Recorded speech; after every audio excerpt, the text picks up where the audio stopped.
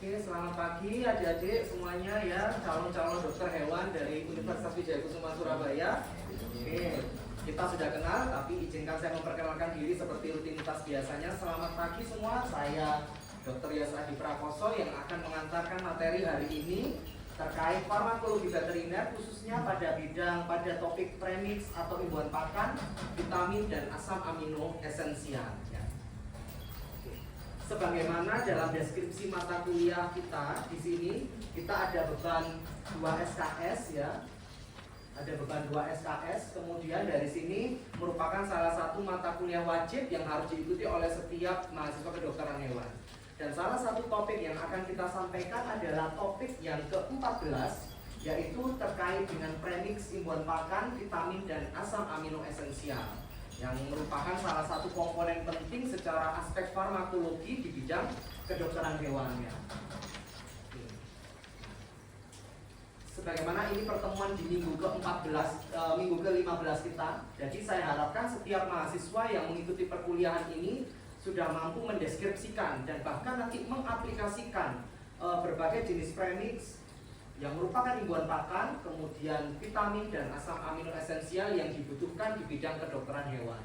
Nah, sebagaimana situasi kita saat ini sudah berkuliah dengan kondisi luring, ya. Kemudian capaiannya adalah saya berharap agar kalian bisa mendeskripsikan, kemudian kalian juga bisa mengeksplorasi lebih mendalam melalui penugasan yang akan saya berikan, yaitu kalian nanti berselancar untuk mencari artikel ilmiah internasional dan menggunakan software AI untuk membantu kalian dalam menyusun PowerPoint presentation ya.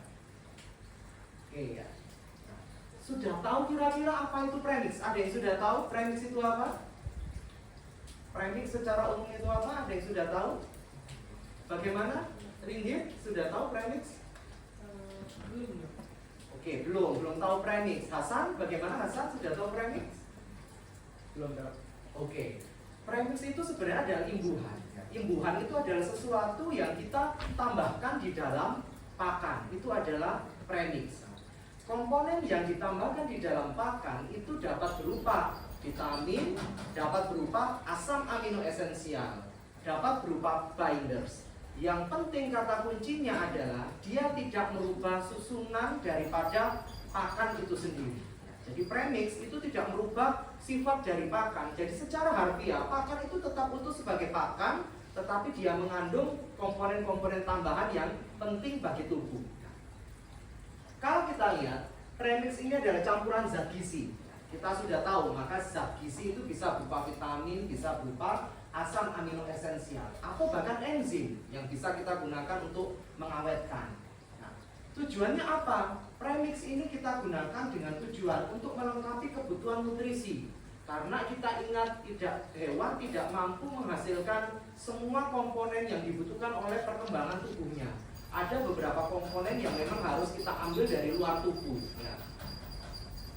Premix ini digunakan dengan cara dicampurkan dalam pakan dalam jumlah kecil namun tepat. Jadi jumlahnya harus kecil.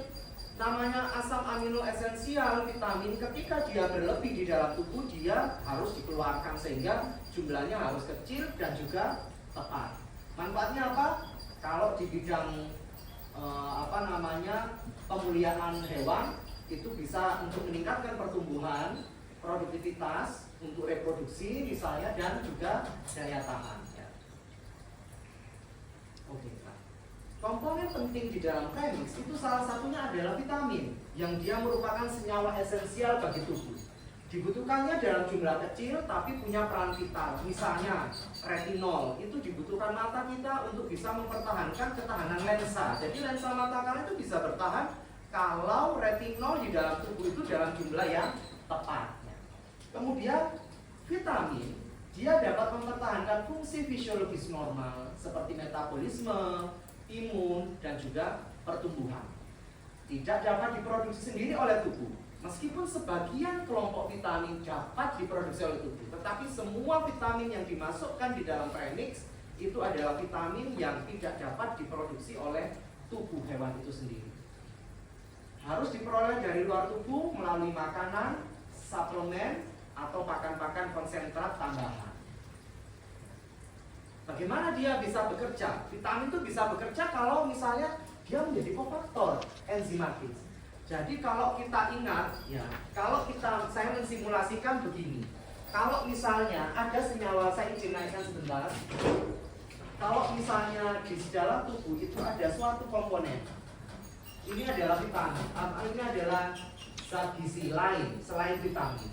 Nah, kemudian dia tidak akan bisa masuk ke dalam sel kalau dia tidak diperantarai oleh vitamin.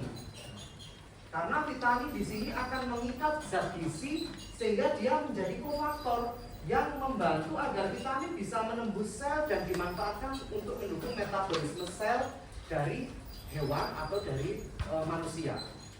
Kemudian selain sebagai kofaktor, dia juga bisa berperan sebagai antioksidan. Antioksidan di sini dia bisa mendukung proses penangkal radikal bebas. Sebagaimana kita ketahui bahwa radikal itu, kalau kemarin sudah banyak memperoleh pertanyaan apa itu radikal, apa itu oksidan, itu senyawa yang tidak berpasangan. Jadi senyawa tidak berpasangan ketika dia sendirian itu bisa diikat oleh antioksidan, karena semua yang tidak berpasangan secara medis itu dia tidak stabil dan bisa memicu pembentukan karsinogenesis. Kemudian mekanisme kerja vitamin yang lain adalah regulator metabolik dan hormonal. Pada kondisi tertentu hormon itu membutuhkan berbagai kelompok vitamin yang bisa mendukung integritasnya, dan juga dengan cara mendukung sistem imun dan regenerasi jaringan serta mempercepat pertumbuhan. Sumbernya banyak yang bisa kita dapatkan dari hati, kuning telur, minyak ikan dan lain sebagainya. Kemudian dari kelompok vitamin larut, ya. Ini kemudian ada beberapa hewan seperti rumenansia dapat mensintesis vitamin B-nya sendiri dan vitamin K melalui mikrobarumen. Sementara monogastrik ini membutuhkan asupan dan juga suplemen yang berasal dari luar. Atas asam amino esensial itu apa? Dari sini ada yang mau bertanya terkait dengan vitamin. Apa ya? Oke, silakan. Apakah boleh perkenalkan diri dulu, Dek? Perkenalkan diri, namanya Finazaki, APR 2008 ini bertanya tentang vitamin. Apakah vitamin ini bisa dihasilkan oleh tubuh? Oke, baik. Pertanyaannya bagus. Tadi sekaligus kita mereview apa yang sudah sedikit saya sampaikan sebelumnya. Apakah vitamin bisa diproduksi sendiri oleh tubuh? Di sini kita bisa lihat bahwa beberapa jenis hewan itu memang dapat menghasilkan vitamin itu sendiri. Khususnya vitamin B dan vitamin K kalau misalnya untuk ruminansia. Sedangkan hewan-hewan monogastrik yang berlambung tunggal seperti saya, kita manusia lambungnya tunggal, kuda, itu dia tidak bisa memperoleh vitamin atau mensintesis vitamin itu sendiri. Nah, contoh lagi vitamin yang bisa dihasilkan oleh tubuh misalnya kalau beberapa kelompok vitamin D, nah itu disintesis melalui jalur ada pemanasan dulu, kita harus memperoleh sinar matahari dulu untuk aktivasi vitamin D-nya dan lain sebagainya. Mungkin sudah menjawab pertanyaannya? Oke. Baik, kita lanjutkan. Asam amino esensial. Asam amino esensial ini adalah pembentuk protein. Jadi asam amino esensial ini pembentuk protein. Secara keseluruhan tidak dapat disintesis sendiri oleh tubuh dan selalu didapatkan hanya dari suplemen atau asupan makanan. Jadi hanya diperoleh dari luar. Fungsi utamanya memang mendukung pertumbuhan dan fisiologis tubuh. Pentingnya bagaimana? Kita bisa meningkatkan performa dari hewan kalau kita aplikasikan di dalam pada hewan. Contohnya itu misal lisin, kemudian contohnya lagi triptofan, serotonin, itu adalah contoh-contoh dari asam amino esensial yang dia membutuhkan kofaktor-kofaktor dari vitamin agar bisa dibentuk di tubuh. Sintesis protein struktural dan fungsinya misalnya dia untuk meningkatkan massa otot, ya, kemudian juga untuk mengkatalis enzim, hormon dan juga pembentukan atau sintesis daripada antibodi, mendukung regenerasi jaringan. Ini untuk cara kerja secara umum dan manfaat dari asam amino esensial. Sumbernya kalau kita lihat ada sumber-sumber dari protein hewani seperti daging, telur, ikan, kemudian protein nabati. Itulah kenapa kalau kita lihat di dalam imbuhan pakan premix yang ada pada hewan besar itu seringkali kita tambahkan tepung-tepung tulang, tepung telur dan lain sebagainya. yang kita gunakan untuk memang mendukung asupan dari asam amino esensial. Suplemen pakan digunakan untuk memastikan keseimbangan asam amino terutama pada hewan-hewan produksi seperti unggas, ruminansia muda dan juga ikan. Saya kalau membahas hanya masalah teori, saya rasa itu akan cukup sulit diterima, sehingga saya akan menjelaskan beberapa contoh aplikasi. Salah satu contoh aplikasi dari hasil riset yang sudah kami kembangkan terkait aplikasi vitamin, asam dan asam amino esensial dalam penanganan penyakit, ini khususnya pada penyakit di hewan. Nah, mungkin kalian sebagian sudah ada yang pernah membaca atau mengetahui tentang salah satu artikel penelitian kami di Pharmacology ya, yang judulnya The Standardization and Efficacy of Fermented Crescentia Succinate in Combination with Enterofloxacin Against Artificially Induced Mnemonic Pasteurlysis in Rat Models. Jadi kami mengembangkan metode kombinasi terapi yang memanfaatkan salah satu sumber vitamin, ya, yaitu kolin. Kolin masuk ke dalam kelompok vitamin B kompleks. Nah, kolin untuk mengaktifasi sistem imun sehingga meningkatkan kekebalan tubuh terhadap infeksi, khususnya pada kejadian daripada pneumonia pasteurellosis.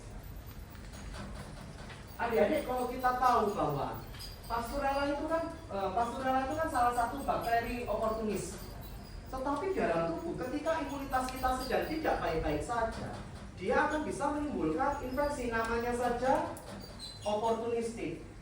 Oportunis itu kalau ada kesempatan, maka dia akan memanfaatkan kesempatan itu untuk bisa menimbulkan infeksi.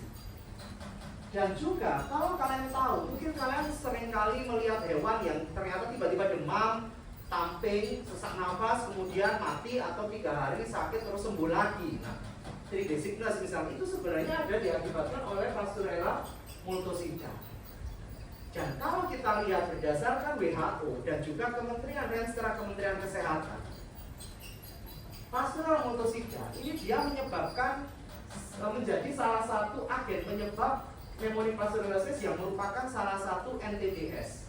NTDs itu adalah neglected tropical disease atau penyakit menular yang terabaikan. Jadi dia itu ada tetapi tidak dianggap ada, padahal kejadiannya sangat tinggi di dunia. Nah, oleh karena itu, kalau WHO merekomendasikan terapinya itu menggunakan antibiotika dan enzyme sintetik. Jadi dia menggunakan antibiotik dikombinasikan dengan antiinflamasi. Nah, yang rekomendasi WHO itu adalah enrofloxacin untuk antibiotiknya dan juga ibuprofen untuk enzyme. Tetapi kalau kita lihat dampaknya itu besar sekali. Imunitas itu bisa terjun bebas, jadi kita tuh bisa terjun bebas, imunitas langsung jatuh sangat di bawah ketika kita mengkonsumsi enrofloxacin yang dikombinasikan dengan ibuprofen dalam jangka waktu yang panjang. Mengingat penanganan pneumonia pasteurellosis ini butuh waktu yang cukup panjang, kira-kira mungkin antara 2 minggu adalah waktu tersingkat dan juga membutuhkan waktu yang lebih panjang lagi kalau misalnya ada komplikasi lain. Nah, sehingga kita butuh alternatif terapi. Nah, alternatif terapi yang kami kembangkan adalah menggunakan fermentasi buah berenuk. Mungkin sebagian mahasiswa di sini sudah tahu bahwa di farmakologi ini kita paling banyak meneliti tentang fermentasi daripada buah berenuk.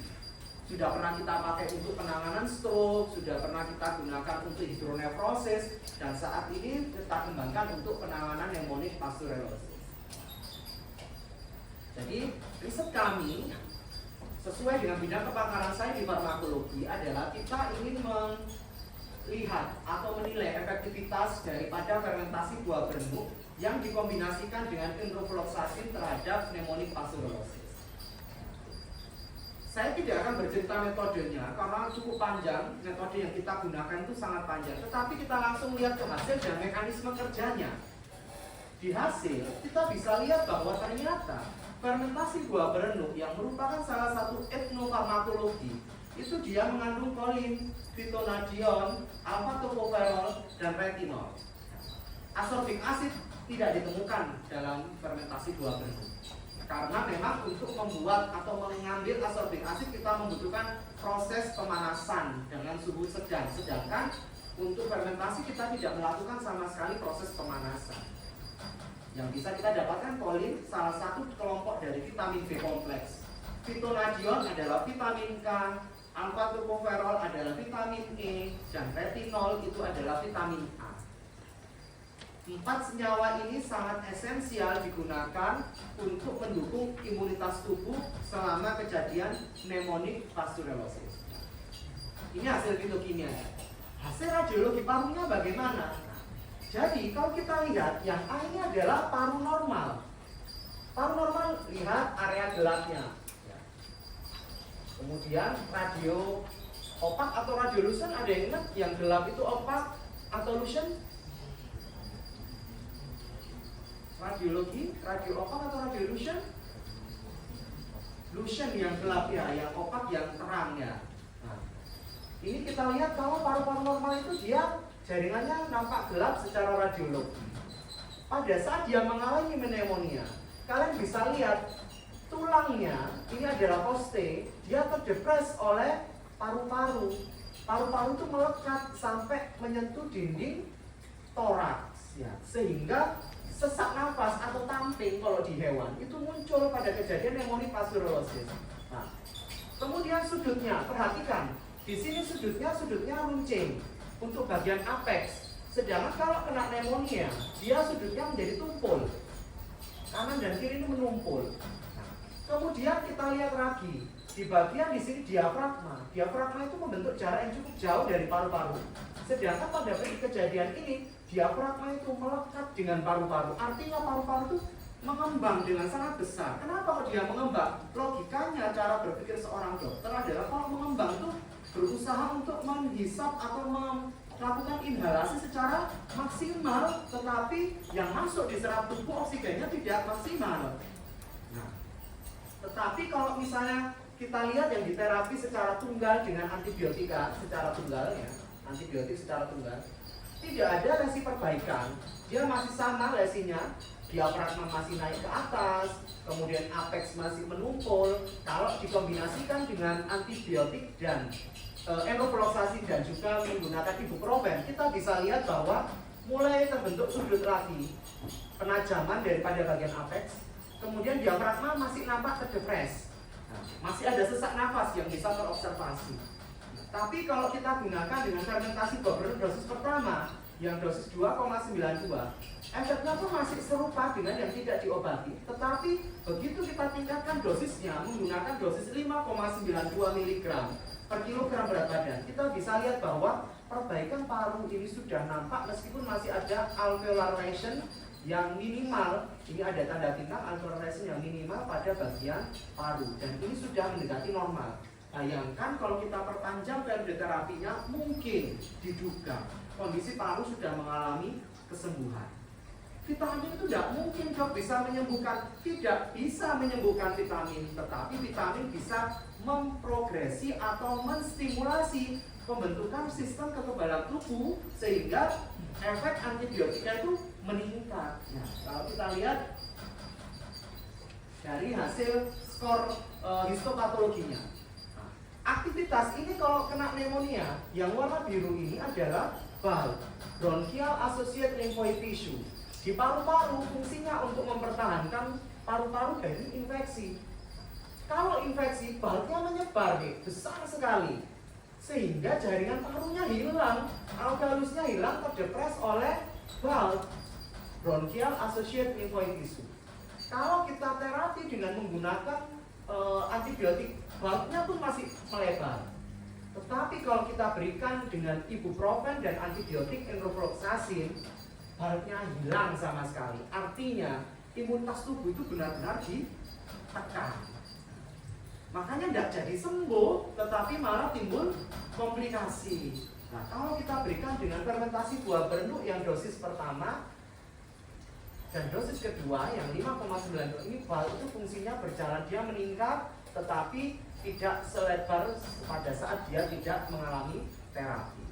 Kondisi dinding alveolar pasca aplikasi juga nampak ada aktivasi dari CD4 dan juga CD8 serta ada depresi atau penurunan dari siklooksigenase. Jadi COX itu akan turun. Kalau kita ingat di teori imunologi di semester 2 bahwa CD4 dan CD8 ini adalah antigen presenting cell yang dia mendukung pembentukan antibodi. Sedangkan siklooksigenase 2 ini adalah enzim proinflamasi yang menunjukkan adanya penurunan. Oke. Kemudian dari hasil itu kita bisa lihat deskripsinya di sini bahwa ada atrofi bulk, kemudian juga toksnya tertinggi itu pada kelompok yang tidak diterapi dan menurun signifikan pada kelompok yang kita tambahkan fermentasi buah berenang. Kemudian secara klinis kita bisa lihat dengan apa? Kalau misal ada kasus pneumonia, kita bisa lihat secara apa? Kita bisa lihat dengan menggunakan penanda prokalsitonin dan juga penanda CRP. Prokalsitonin di sini terbukti mengalami penurunan ya, prokalsitoninnya. Nah, sehingga kalau prokalsitonin turun pada kejadian pneumonia, ini adalah penanda pneumonia deh, untuk prokalsitonin. Kalau prokalsitoninnya turun dengan baik, maka progres pneumonianya itu berjalan dengan baik. Artinya pasien itu sembuh. Kandungannya ada kolin, fitonadion, alfa-tokoferol, retinol. Nah, semua ini kolin dia akan mengaktifasi imunologi khususnya pada jalur BAL. Fitonadion ini akan mengurangi inflamasi karena vitamin K secara harfiah dia memang punya kemampuan sebagai antiinflamasi pada jalur nuklear faktor kappa B. Nuklear faktor kappa B. Kemudian alfa-tokoferol dia sebagai antioksidan. Retinol dia juga sebagai antioksidan yang bisa mengubah retinoik acid menjadi retinoat. Nah, itu dia akhirnya bisa diserap. Nah, itulah cara bagaimana fermentasi buah berenuk yang kaya akan vitamin mengkonversi sistem kekebalan tubuh sehingga bekerja ketika kita berikan imunofoloksasin dengan dia. Sedangkan kalau ibuprofen kan dia tidak punya potensi aktivasi imunologis seperti yang dimiliki oleh fermentasi buah berenuk yang menjadi sumber kolin, fitonadion, alfa-tokoferol dan juga retinol. Nah, jadi itu adalah salah satu contoh di mana pada dosis 5,92 mg per kilogram yang dikombinasikan dengan ofloxacin bisa mendukung proses kesembuhan. Itu adalah salah satu contoh aplikasi dari vitamin dan asam amino esensial sebagai kombinasi terapi pada kejadian penyakit khususnya pneumonic pasteurellosis. Saya langsung memberikan salah satu contoh dari hasil riset yang telah kami kembangkan. Mungkin dari sini ada yang mau ditanyakan, silakan. Oke, silakan. Siapa ini? Boleh memperkenalkan diri? Baik dokter, saya Diki Adia, izin bertanya. Jadi tadi kan dokter sempat menjelaskan mengenai kolin. Oke. Jadi pertanyaan saya adalah bagaimana mekanisme kolin dalam aktivitas di imun tubuh? Oke. Bagaimana aktivitas kolin dalam aktivitas imunitas tubuh? Bagaimana dia bisa mengaktifkan imunitas tubuh? Secara sistemik, kolin itu nanti akan bekerja pada area-area limfoid. Area limfoid itu adalah area-area di mana di situ bisa kita temukan limfosit. Seperti kalau di jaringan paru di sini kita bisa temukan limfoid itu pada BAL, bronchial associated lymphoid tissue. Di sini adalah nodus limfatik yang dia berada di sekitar area bronkus. Nah, di BAL itu bisa kita temukan komponen-komponen imunologis. Aktivitasnya dia langsung bekerja pada area-area limfoid. Ketika diberikan kolin, area limfoid itu akan terangsang sehingga tubuh akan mensintesis kolin esterase. Kolin esterase akan memecah kolin menjadi asetil-CoA. Asetil-CoA inilah yang nanti dibutuhkan oleh tubuh untuk mengaktifasi neurotransmitter, kemudian pada jalur imunologis dia bisa meningkatkan presentasi dari CD4 dan juga CD8. Jadi dia mempunyai jalur yang tidak langsung, dia harus mempengaruhi dulu organ-organ limfoid, baru setelah itu organ limfoid akan bekerja melakukan aktivasi atau proliferasi dari CD4 dan CD8.